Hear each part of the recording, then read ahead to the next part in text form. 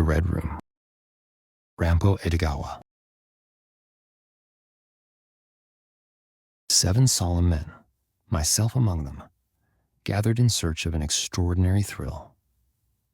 We leaned back in plush, scarlet velvet armchairs in the specially furnished Red Room, waiting in tense silence for tonight's storyteller to begin his eerie tale. In the center of the 7, a grand round table, also draped in scarlet velvet, bore 3 thick candles on an antique, intricately carved candlestick, their flames flickering faintly. Around the room, from floor to ceiling, hung heavy crimson drapes, without a single window or door in sight, their voluminous folds casting a blood-like hue as though drawn straight from the veins. The candlelight threw our elongated shadows upon the drapery, grotesque and oversized, creating the illusion of strange, monstrous insects crawling along the curves of the fabric. That room always left me feeling as though I were sitting inside the very heart of some enormous creature, its pulse beating slowly in sync with its vast size, thumping in a distant, rhythmic echo. Silence held us all. I gazed at the faces across the table, tinted a deep red by the candlelight, each expressionless as a no mask, seemingly devoid of any movement or emotion.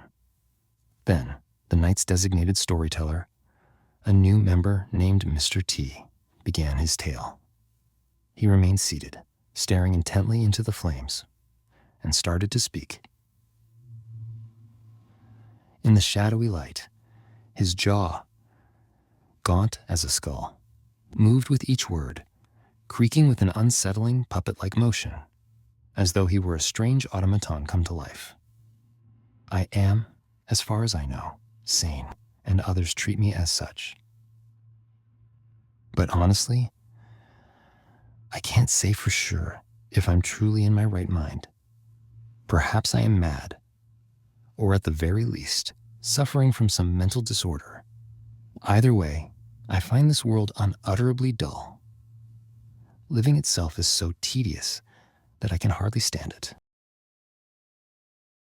In the beginning, I did indulge in various pleasures just like everyone else, but none of them ever alleviated my inborn boredom.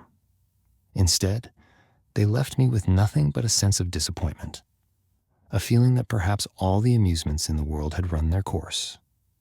Gradually, I grew reluctant to engage in anything at all. When I'd hear about some thrilling pastime, something supposedly capable of lifting me to ecstasy, I'd imagine it in my mind instead of jumping in to try it. And after turning it over and over in my thoughts, I'd always conclude, it's probably nothing special. And so, I spent a period of my life doing literally nothing, just eating, sleeping, and letting the days pass. My mind would drift through fantasies that I quickly dismissed as trivial, criticizing each one, finding life more painful than death. All the while leading a life that appeared to others as effortlessly comfortable. Perhaps it would have been better if I'd been in a situation where I was forced to work for my daily bread. Having any purpose, even labor imposed on me, would have been a blessing. Or, if I'd been obscenely wealthy, that might have been better too. With enough money, I could have pursued the grand indulgences of history's tyrants, indulging in opulence, bloody entertainments, and countless other diversions. But since such wishes are in vain, I can only live each day in quiet, empty solitude, with nothing left but the monotonous passage of time, like some character out of a fairy tale who lives, yet merely endures existence. I'm sure that as I say this, all of you are likely thinking, yes, we understand. We're all well acquainted with the boredom of this world.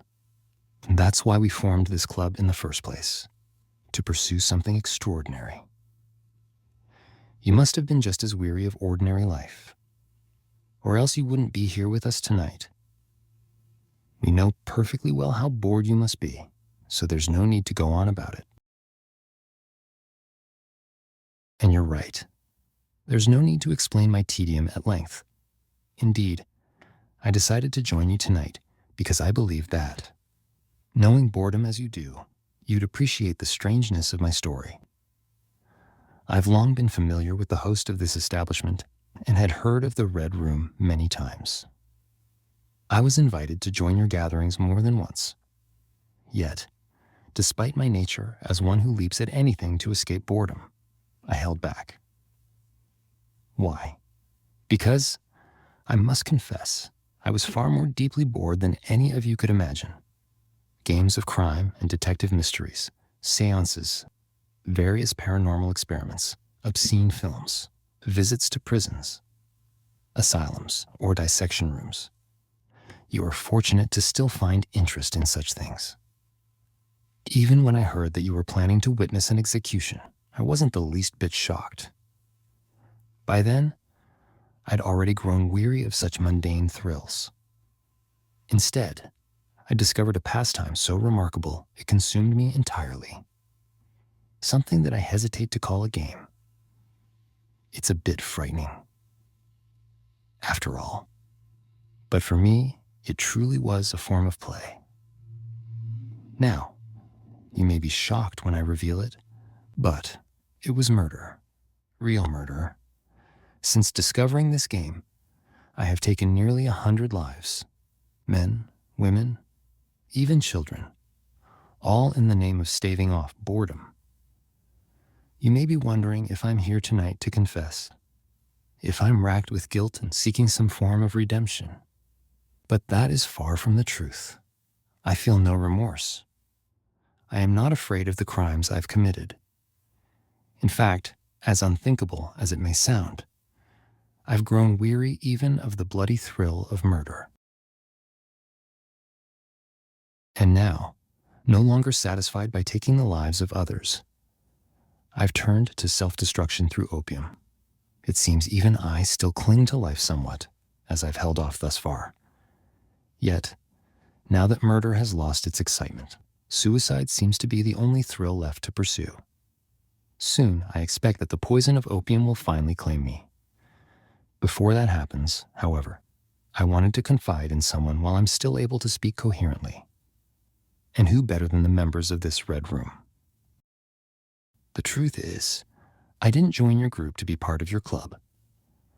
I joined because I wanted an audience for this strange story of mine. Fortunately, your rule requiring new members to tell a story on their first night gave me the perfect chance to fulfill my wish.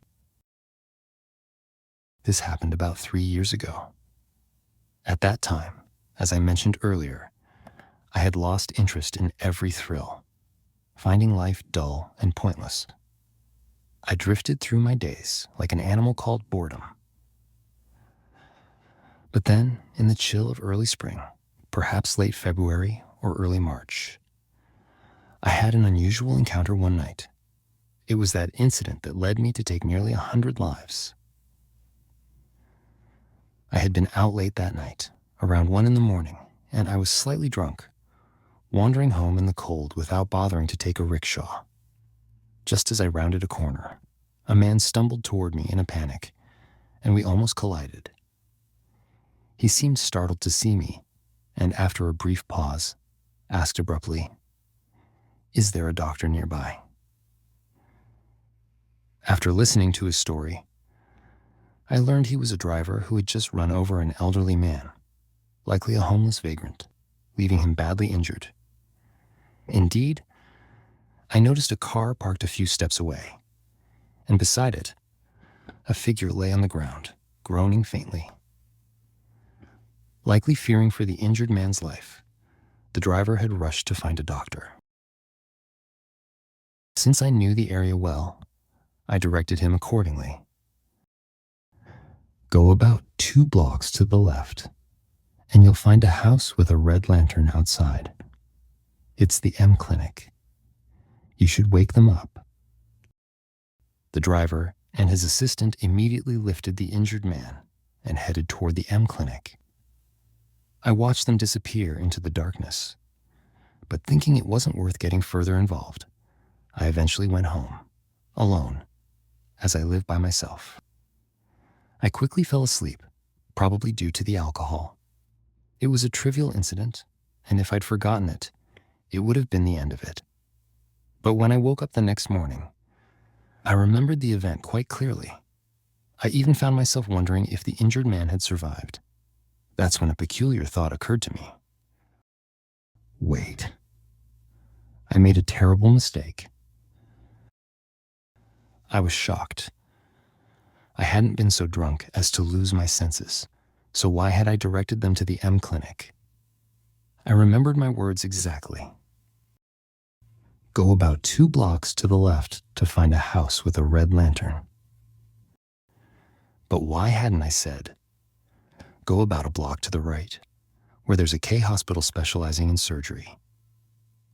The M clinic I directed them to was infamous as a quack's practice, with doubtful skill in surgery. Yet, there was a well-equipped surgical hospital, K Hospital, just a little closer in the opposite direction. I knew this perfectly well. So why had I given the wrong directions? To this day, I can't fully explain my mindset at the time. It must have been some strange lapse in memory. As I became more troubled by the incident, I discreetly had my housekeeper inquire around the neighborhood. It turned out that the injured man had died in the M clinic's examination room. Most doctors, after all, would dread dealing with such a critical patient, especially at 1 in the morning. Apparently, even after the driver had pounded on the door, it took some time before the doctor reluctantly let them in. By the time they finally brought the injured man inside, it was likely far too late. If, at that moment, the doctor had advised them, I'm not a specialist. Take him to the K hospital nearby, the man might have survived. But astonishingly, he attempted to handle this difficult case himself and ultimately failed. According to rumor, Dr. M had panicked, meddling with the injured man's condition far longer than necessary. When I heard this, a strange feeling crept over me. In this situation, who truly killed the poor old man? The driver and Dr. M were, of course, responsible in their ways. Legally, the driver might be charged with negligence, but in reality, wasn't I the one most accountable? Had I directed them to K Hospital instead of M Clinic, the injured man might have been saved without issue. The driver had only injured him. He hadn't killed him. Dr. M may have been lacking in skill, but that was no grave crime. Even if he bore some responsibility, the true source of the error was my misleading guidance to the M Clinic. My directions were a deciding factor in whether the man lived or died. The driver may have hurt him, but I was the one who had, in effect, killed him. Now, this would be true if my directions were a simple accident. But what if it had been intentional? If I had deliberately directed them to the wrong clinic, wanting the old man to die? In that case, wouldn't it make me, in essence, a murderer? Legally, the driver might still be charged, but the law would likely overlook me entirely as the actual killer. After all, there was no apparent connection between the old man and myself.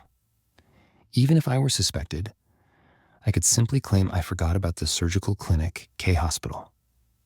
It would be a matter entirely hidden within my mind.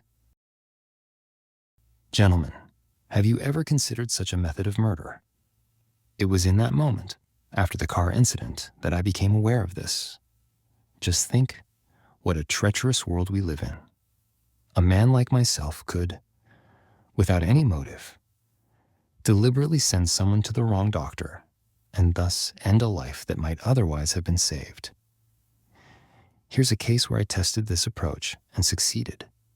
Picture an old woman crossing train tracks, her mind surely confused by the passing streetcars, bicycles, and automobiles weaving in and out.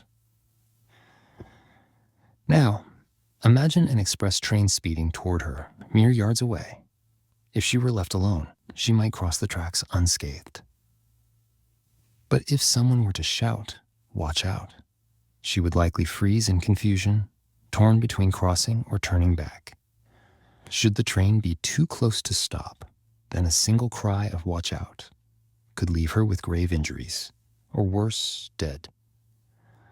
I once managed to kill a country bumpkin using precisely this method. Mr. T paused and let out a sinister laugh. In this instance, the one who cried, "Watch out," was undoubtedly the killer. But who would ever suspect my intentions? Who would imagine a man could kill a total stranger solely for the thrill of murder? The warning, "Watch out," could only be seen as an act of kindness. Outwardly, the dead would have nothing to blame and might even be grateful for the warning. Isn't this method of murder supremely safe? People in society take comfort in the belief that evil deeds are always punished by the law. No one imagines that a murderer could escape justice. Yet, as I demonstrated with my 2 examples, there exist methods of killing that do not violate any laws at all. When I realized this, instead of shuddering at the world's horrors, I felt immense delight at the vast leeway our Creator had granted for such transgressions. I was overjoyed by my discovery. Isn't it remarkable? In this great era of Taisho, I alone could kill without consequence, as if I had been given the right to cut down anyone who crossed my path without fear of reprisal. Thus, I resolved to escape my deadly boredom through this particular form of murder, completely immune to the law, impossible to detect even by the greatest of detectives like Sherlock Holmes. What a perfect remedy for my restlessness. For 3 years, I indulged in this thrill of taking lives and almost forgot my boredom entirely. You mustn't laugh. I swore to myself, like a warrior in the Sengoku period, that I wouldn't cease this pursuit until I reached my goal of 100 lives. Though, of course, I didn't literally cut down my victims. I vowed to claim 100 lives in this way. About 3 months ago, I had reached 99 victims. Just 1 more remained. However, as I mentioned earlier, by that point, even murder had begun to bore me. Nevertheless, the question remains, how did I kill those 99? Naturally, I bore no personal grudge against any of them. My actions were purely driven by fascination with my methods and their hidden consequences. And to keep things interesting, I never repeated the same method. After each killing, I would devise a new, innovative approach, and the planning itself became part of the enjoyment. However, I can't recount all 99 murders tonight, nor is that why I came here. I wanted to share with you the extraordinary state of mind that led me to commit such unspeakable acts just to escape boredom. And now, having grown weary even of murder, to consider ending my own life.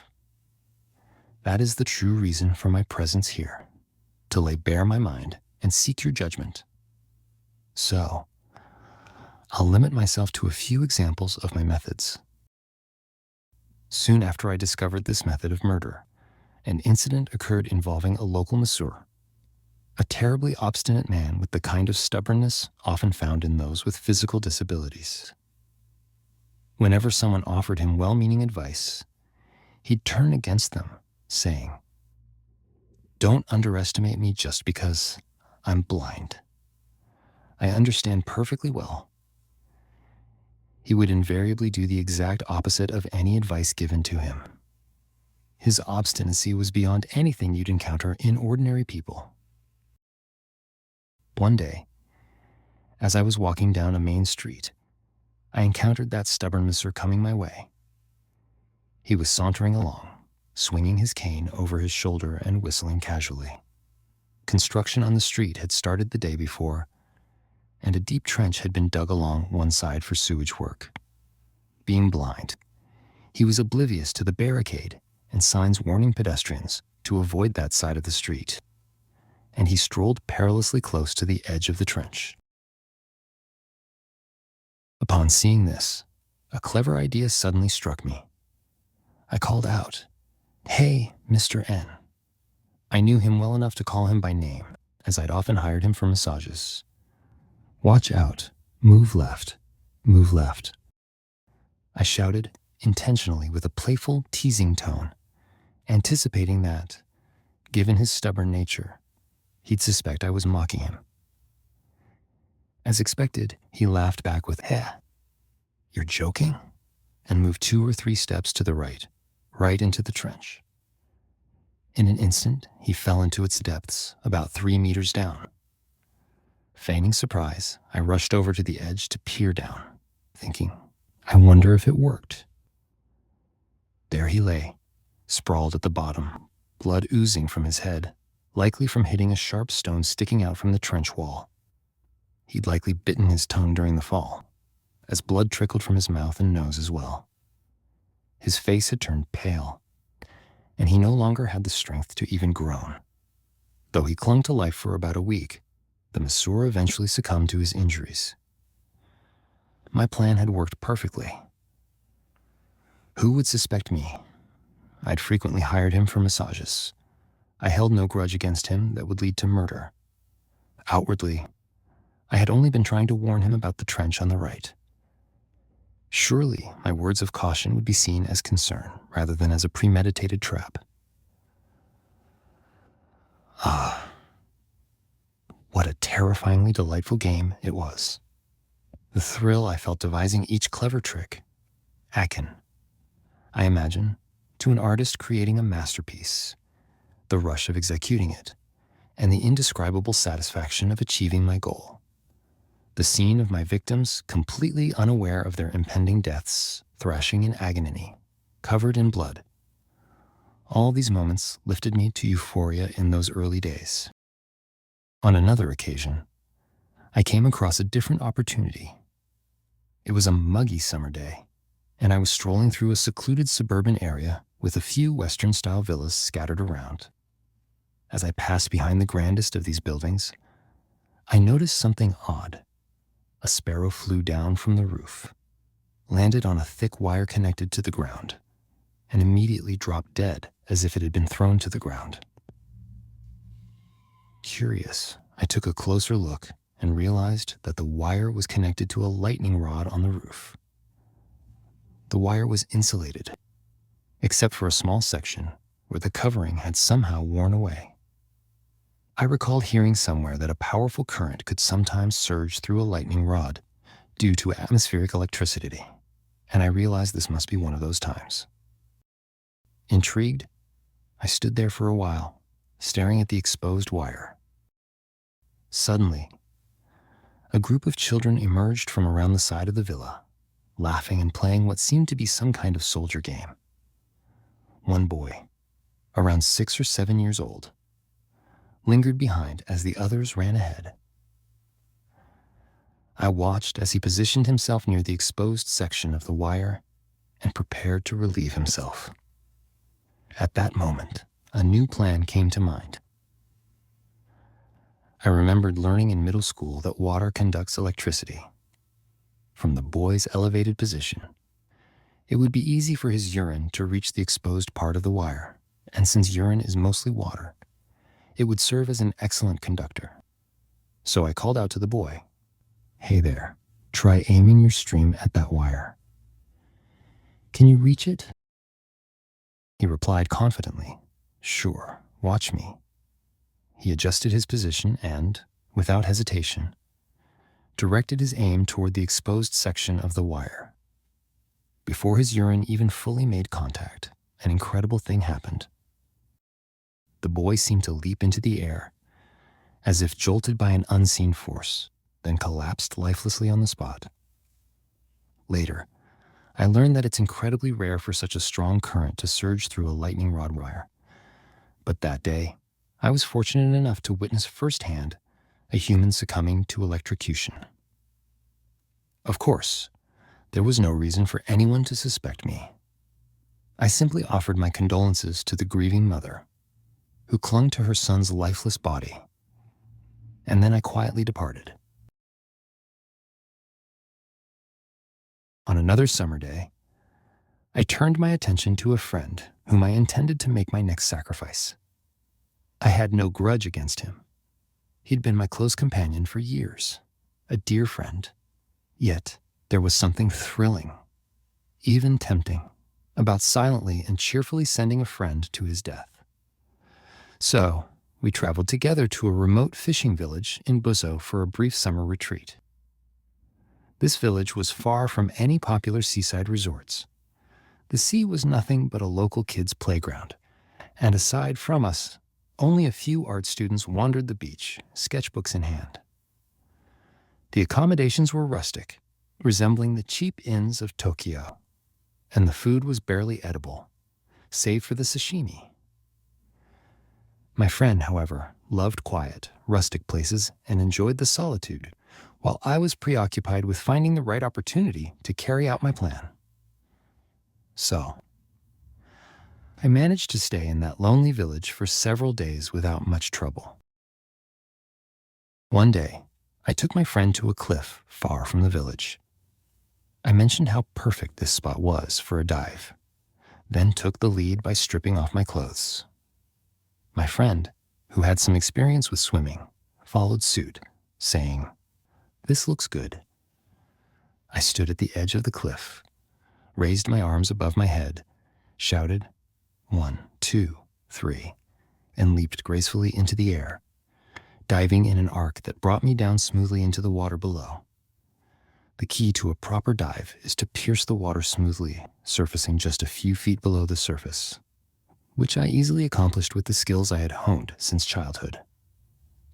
As I bobbed up about 15 yards from the shore, I wiped the water from my face and shouted, "Come on in." With no suspicion whatsoever, my friend shouted, "All right," and, copying my stance, leapt energetically after me. However, after the splash, he didn't resurface. I had anticipated this. There was a large rock lurking about 1 meter below the surface, which I had scouted in advance. Given my friend's diving ability, I knew he would likely plunge more than a meter deep, ensuring he'd collide with the rock. As you may know, skilled divers stay near the surface, minimizing their descent. With my practiced technique, I managed to avoid the rock entirely and surface safely on the other side. My friend, however, was still a beginner at diving and must have hurtled straight down, slamming his head into the submerged rock.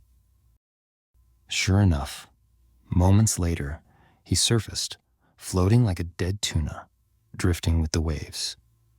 He was, of course, unconscious. I pulled him to shore and swam back to the village to alert the inn staff. A few fishermen who had stayed back from fishing rushed over to help revive him. But, having suffered a severe blow to his head, there was no hope of survival. His scalp was gashed open, 5 or 6 inches, exposing white flesh, and the ground where his head had lain was soaked with a thick, red-black clot of blood. This was one of only 2 times in my life that I was questioned by the police. Since the incident had occurred in an isolated place with no witnesses, a formal inquiry was unavoidable. However, it was well known that we were close friends, and I had never had any quarrel with him. It was also clear that neither of us knew about the submerged rock, and I, by sheer skill in swimming, had avoided it while he, less adept, met his unfortunate fate. My innocence was swiftly established, and the police even expressed their condolences, saying, "It's truly sad that you've lost a friend." But recounting each example one by one would be endless. By now, I believe you understand my method. The art of a murder undetectable by law. In every case, it followed this pattern. Once, while watching a circus, I struck an absurd pose to distract a high-wire acrobat, causing her to lose balance and fall. Another time, during a fire, I told a hysterical mother that her child was inside, crying, and watched as she ran back into the flames, only to perish. Then there was the incident where I called out, "Wait," to a young woman preparing to leap off a bridge, startling her so that she lost her footing and fell into the water. The stories are endless, but since the night is late and you may have had enough of these ghastly tales, I'll share just one more example. a peculiar one, and then I'll stop. At this point, you may think I've only targeted individuals, but that's not always been the case. There were times when I managed to take multiple lives at once. After all, it would have been impossible to reach my count of 99 people in under 3 years without occasionally claiming several lives in a single incident. The most lives I took at one time was, in fact, last spring. I'm sure you saw it in the newspapers. A Central Line train derailed, resulting in numerous injuries and fatalities. Yes, that was my work. The method itself was laughably simple, though finding the right location took considerable effort. I'd focused on the Central Line from the start because the mountainous route suited my plan perfectly. Besides, given the line's notorious accident history, another derailment would hardly raise suspicion. Despite that, it took me over a week to find a suitable location. I finally settled on a cliff near M Station. There's a small hot spring resort in the area, so I checked into an inn there, spending my days soaking in the baths and going on strolls, posing as a long-term visitor on a healing retreat. This ruse cost me another 10 days, but I wanted to be thorough. Finally, on the day I'd been preparing for, I went for one of my usual walks along the mountain trail. After reaching the top of a small cliff about half a mile from the inn, I waited there, watching the twilight settle in. The railway tracks below curved as they passed the cliff, and on the other side, a steep valley opened up with a small stream winding its way far below. At the predetermined time, I moved. Even though no one was watching, I pretended to stumble, then kicked a large rock that I'd chosen days before. It only needed a slight nudge to send it tumbling over the edge, precisely toward the tracks below. I was prepared to try again with another rock if it failed. But luck was on my side. The rock landed squarely on one of the rails. Half an hour later, a southbound train was due to pass over that rail. By then, it would be pitch dark, and the stone was around a curve, making it almost impossible for the driver to see it in time. Satisfied with my setup, I hurried back down the trail to M Station. A half-mile trek that took me more than 30 minutes. Bursting into the station master's office, I exclaimed with feigned panic. "There's an emergency? I'm here on a healing retreat," I began. And while on a walk along the cliffs a short way from here, I accidentally kicked a stone down onto the tracks below. If a train were to pass there, it would surely derail, and who knows, it might even plunge into the valley. I tried to find a way down the cliff to remove the stone, but I couldn't. So, I rushed back here as quickly as I could. "Isn't there some way to remove it right away?" The station master paled and said, "That's serious. We just had a train pass that area. It should be well past by now." But this was exactly the response I'd counted on. Just as we exchanged worried glances, the news arrived. A horrific accident had indeed occurred, with countless injuries and fatalities reported by the conductor, who'd barely escaped to deliver the message. The ensuing chaos was tremendous. As part of protocol, I spent the night at M Station's police headquarters. I'd planned every detail meticulously. There was no way they'd find a flaw in my story. Though I received quite a scolding, I faced no serious repercussions. I later learned that my actions didn't even technically qualify for a minor penalty under criminal law. At most, a fine of 500 yen under Article 129. And so, without punishment, I successfully claimed the lives of 17 people with a single stone. Ladies and gentlemen, I am a man who has taken 99 lives. And now, I'm so numb to the thrill of bloodshed that I intend to sacrifice my own life to find something even more stimulating. You seem disturbed, almost horrified, by my story. And I understand why.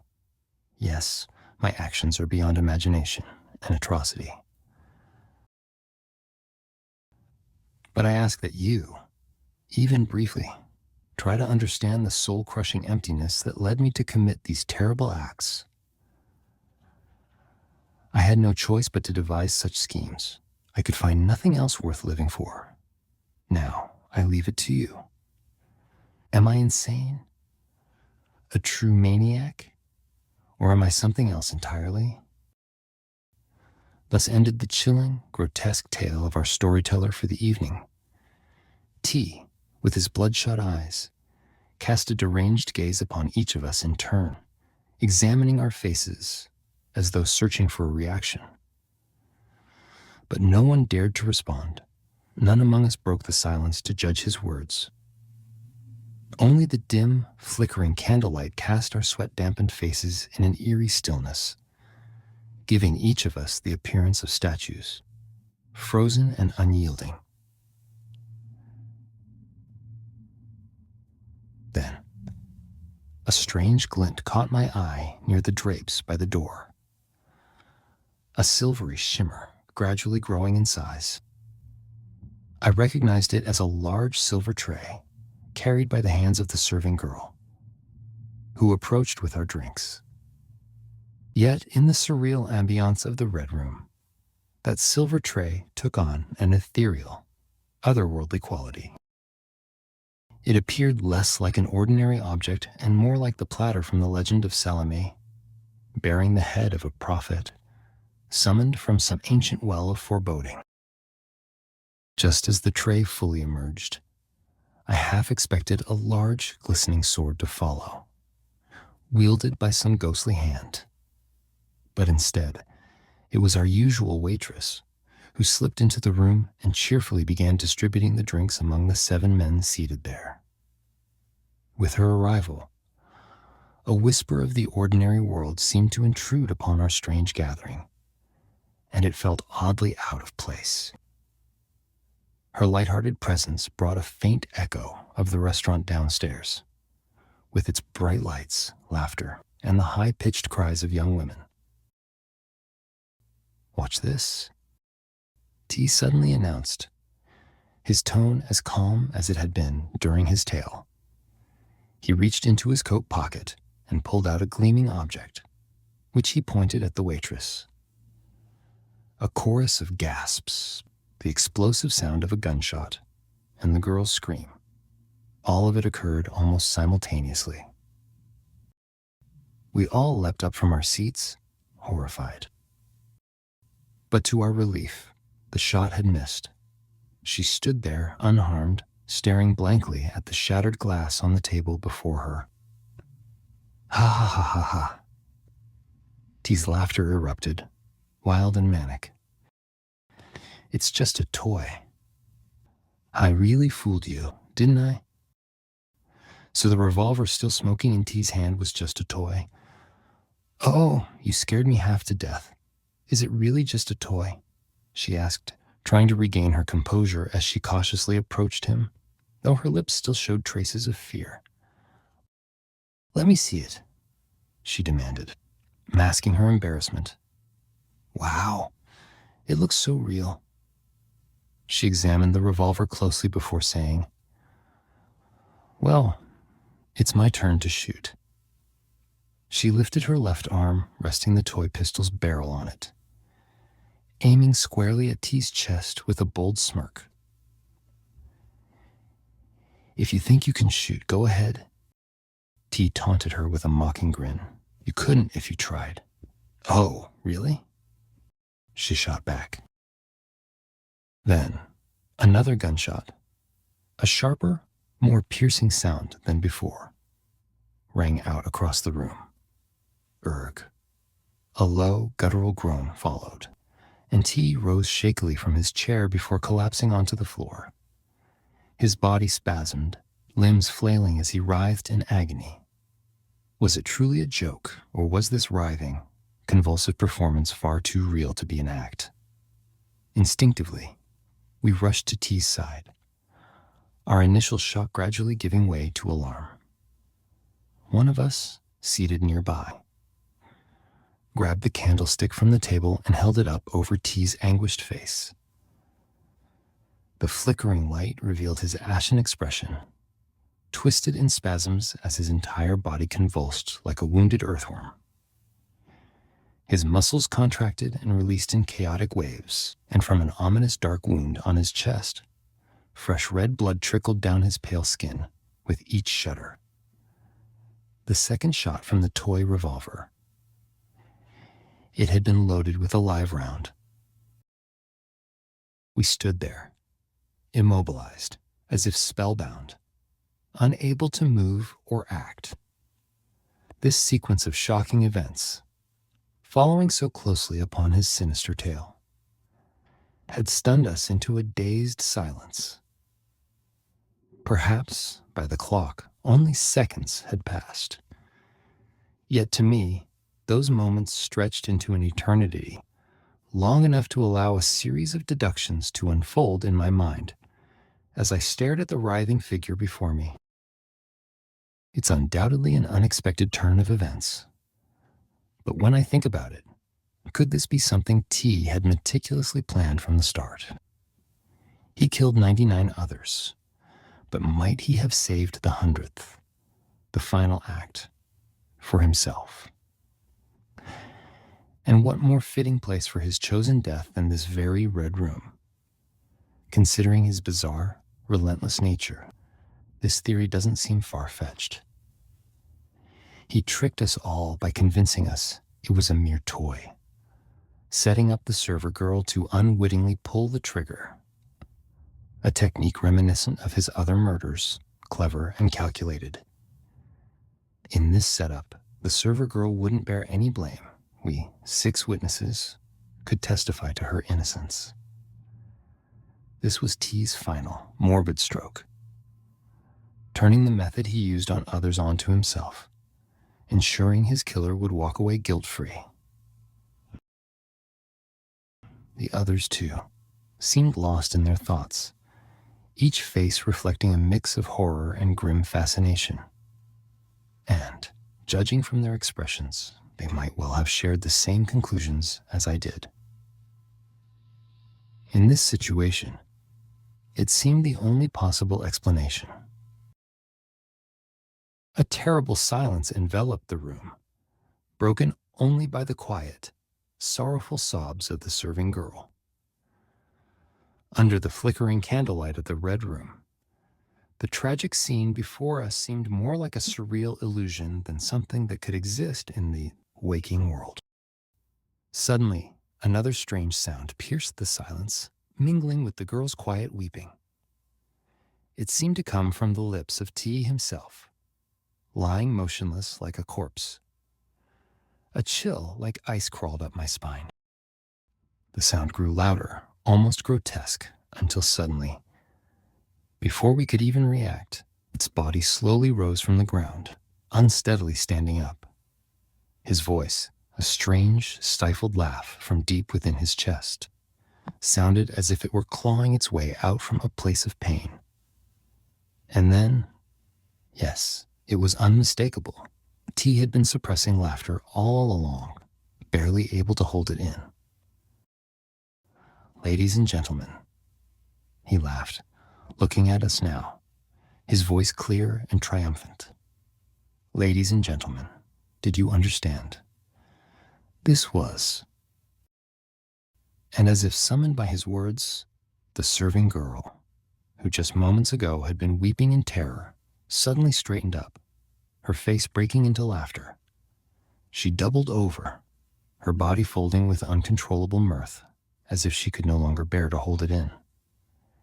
"You see," T continued, a smug grin on his face as he held up a small cylindrical object in his palm. "This is a bullet made of ox bladder. It's filled with red ink, and it's designed to spill out upon impact to mimic real blood. And just as the bullet was fake, So was everything in my story. From beginning to end, it was all fabricated. But I must say, I played my role rather well, don't you think? Now, my fellow thrill seekers, do you think this satisfies the kind of excitement you were so keen to find? As he revealed the truth, the serving girl, his willing accomplice, must have flicked a switch from downstairs. Suddenly, the room was flooded with the blinding, sterile light of an overhead lamp, dazzling our eyes. The stark brightness washed away every hint of the mysterious atmosphere, exposing the room in a mundane, almost shabby light. The crimson curtains, the red velvet carpet, the plush chairs, even the grand silver candelabra, all now looked worn and unimpressive. The once enigmatic red room had been stripped of its illusions, laid bare for what it truly was. There was not a trace left, not even a shadow, of the dreams and fantasies it had once held.